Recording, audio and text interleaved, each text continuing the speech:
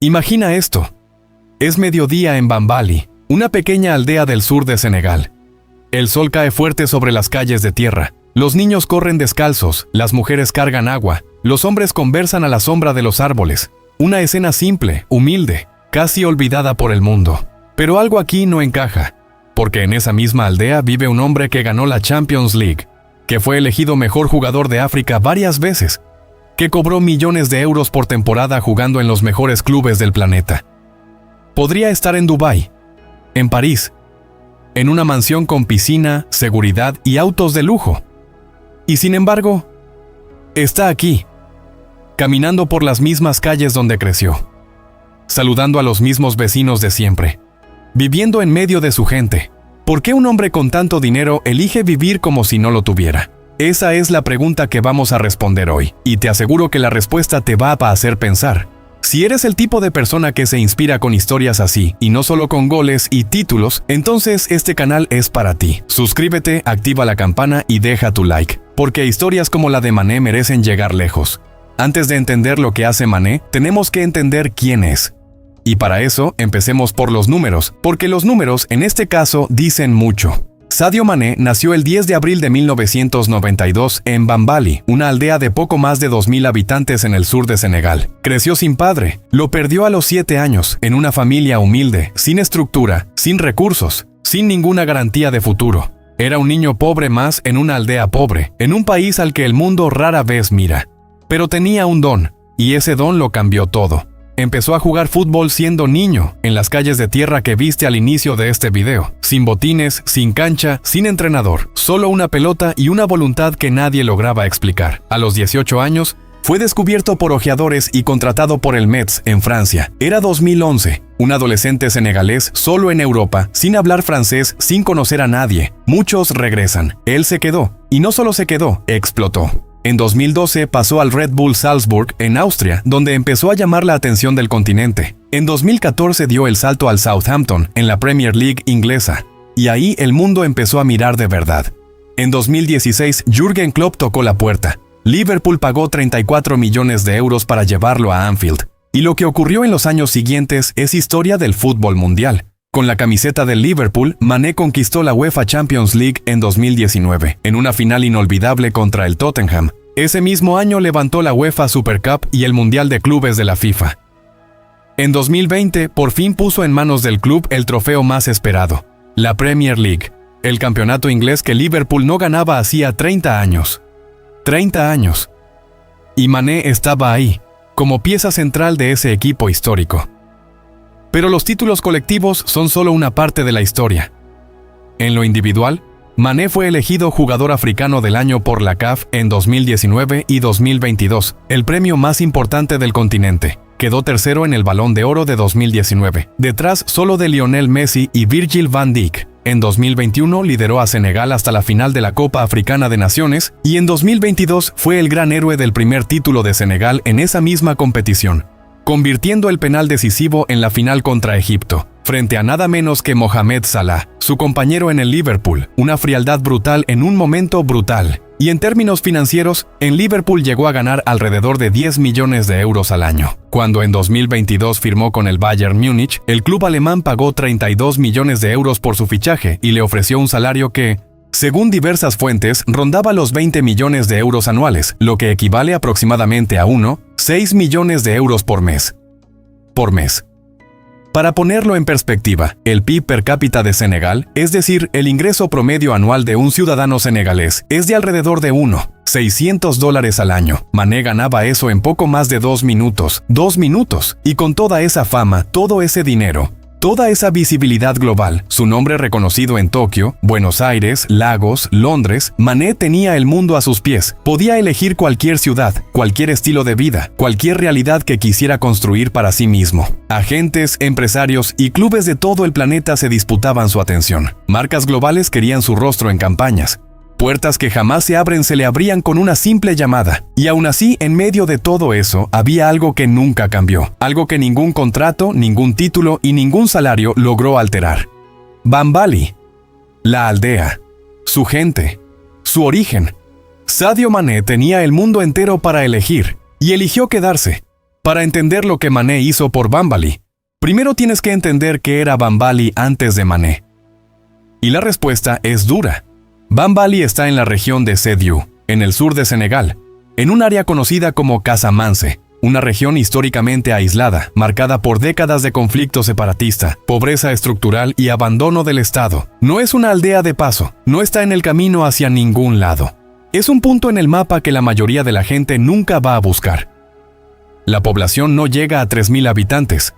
La economía local gira en torno a la agricultura de subsistencia, arroz, maní, yuca. Lo que se siembra es lo que se come. Lo que sobra, si sobra, es lo que se vende. No había hospital. No había escuela secundaria. No había infraestructura de salud capaz de atender emergencias básicas. Mujeres morían en el parto por falta de atención. Niños con enfermedades tratables no tenían dónde ser atendidos.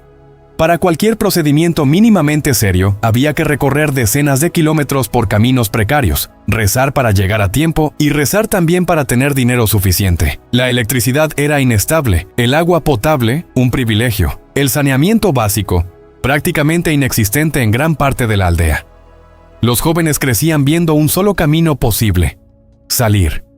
Ir a Ziguinchor, la ciudad más cercana, o a Dakar, o intentar suerte fuera del país. Quedarse en Bambali no era una elección, era una resignación. Era aceptar que el mundo se había olvidado de ti. Y el mundo, de hecho, se había olvidado. Ninguna cámara, ningún periodista, ningún político aparecía por ahí. Bambali existía en silencio, como existen miles de aldeas en África, invisibles para el resto del planeta, cargando una dignidad que nadie ve y un dolor que nadie cuenta. Fue en ese suelo donde Sadio Mané aprendió a correr. Fue en esa pobreza donde aprendió el valor de cada cosa. Fue en ese silencio donde formó el carácter que el mundo llegaría a admirar. Y fue exactamente por eso, porque conocía ese dolor por dentro, porque esa tierra era su tierra y esa gente era su gente, que cuando llegó el dinero él supo exactamente qué hacer con él. Cuando la prensa europea empezó a hablar de la casa de Sadio Mané en Bambali, usó una palabra que decía más sobre quién la usaba que sobre el lugar en sí: palacio. La palabra circuló en tabloides, en blogs de chismes, en programas de televisión que adoran mostrar la vida lujosa de los futbolistas. Y cuando la gente fue a ver el supuesto palacio, muchos se confundieron, porque lo que encontraron no era lo que esperaban. No hay helipuerto, no hay una flota de autos exóticos en el garaje, no hay una piscina infinita con vista al océano. Lo que hay es una casa grande, bien construida, sólida, bonita a su manera, pero integrada en la aldea, rodeada por las mismas calles de tierra, por los mismos vecinos de siempre, por los mismos niños que corren y gritan afuera. Es una casa que una persona exitosa construyó para su familia.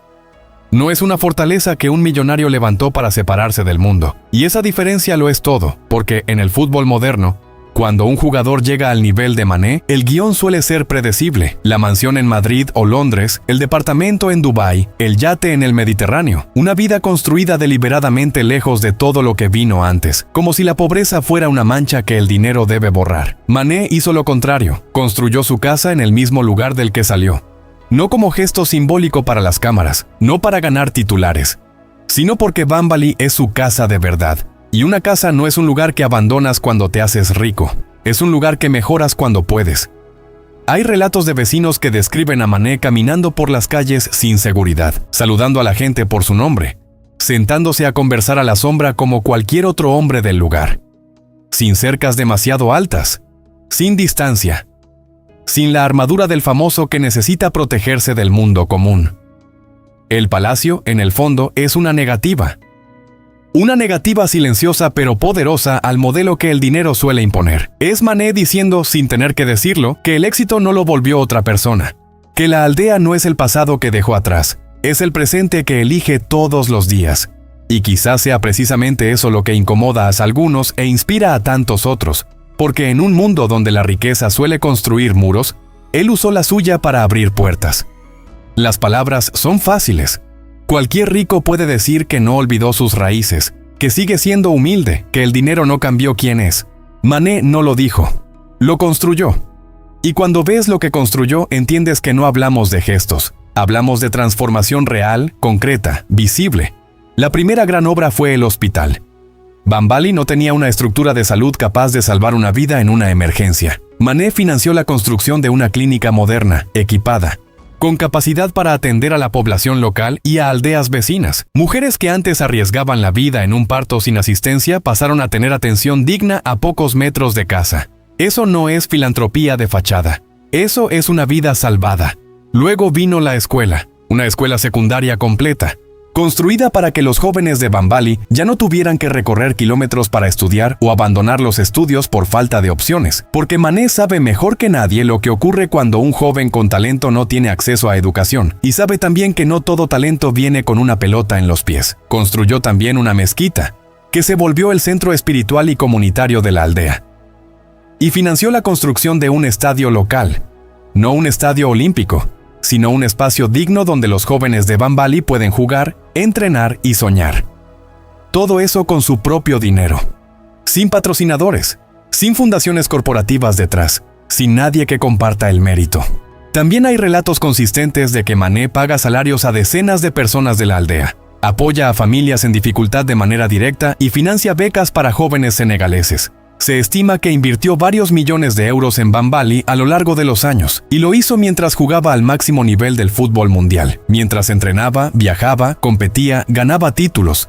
Bambali nunca salió de su agenda, nunca bajó en su lista de prioridades, porque para Mané, construir en casa no era una obligación, era una elección, la más importante que un hombre rico puede hacer.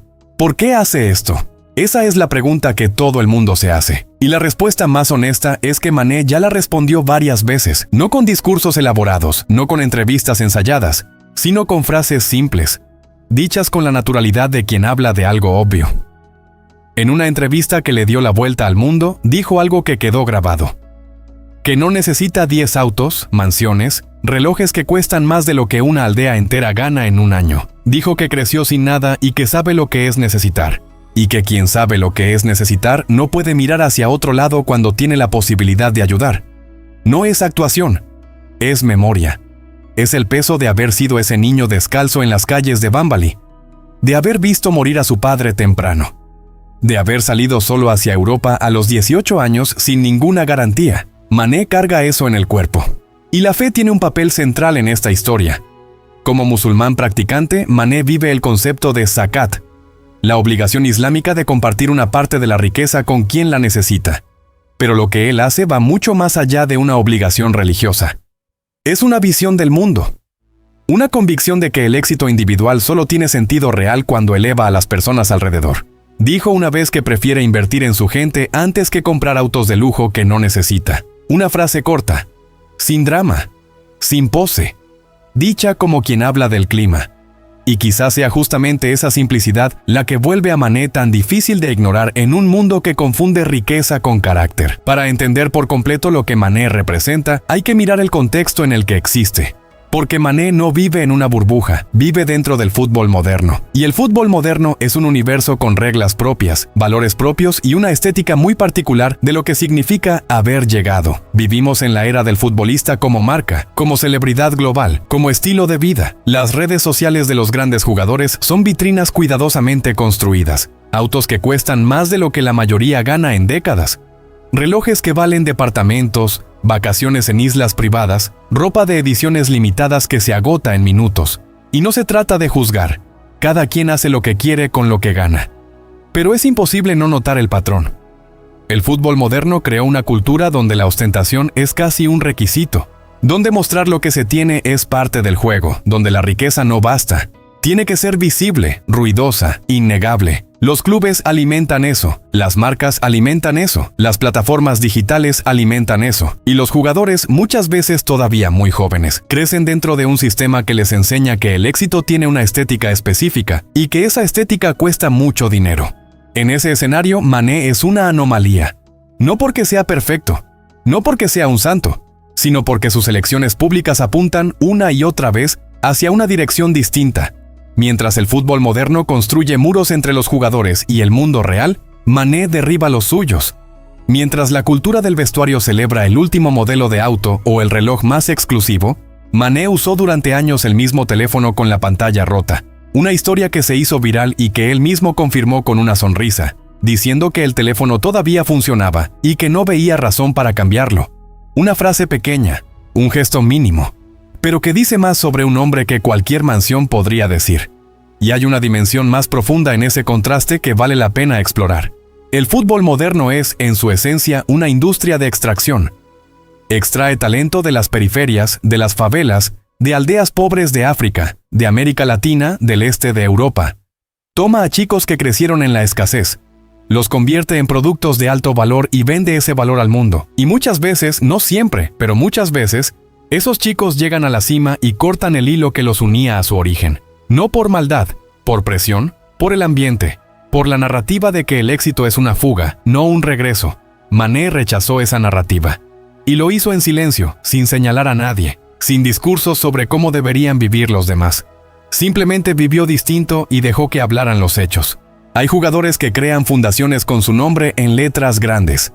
Aparecen en fotos con niños necesitados para redes sociales y nunca vuelven al lugar de donde salieron. Y hay jugadores que vuelven a casa, construyen un hospital, pagan salarios, financian escuelas y caminan por las calles de la aldea sin seguridad. No existe una forma correcta de usar la riqueza. Pero sí existe una diferencia entre usar la riqueza para elevarte por encima del mundo y usarla para elevar el mundo a tu alrededor. Y esa diferencia, en el caso de Mané, es Bambali. Es el hospital funcionando, la escuela llena de niños, la mezquita donde su gente reza, el estadio donde los jóvenes sueñan. El fútbol moderno seguirá produciendo celebridades, marcas y vitrinas brillantes. Pero de vez en cuando, en medio de todo ese ruido, aparece alguien que recuerda que el juego siempre fue, antes que nada, sobre las personas. Sadio Mané es ese alguien. Volvemos a Bambali, las mismas calles de tierra, el mismo sol fuerte, los mismos niños corriendo descalzos, la misma sencillez que el mundo insiste en llamar pobreza, pero que tal vez sea solo una forma distinta de estar en el mundo. Más lenta, más presente, más humana, pero ahora lo ves diferente.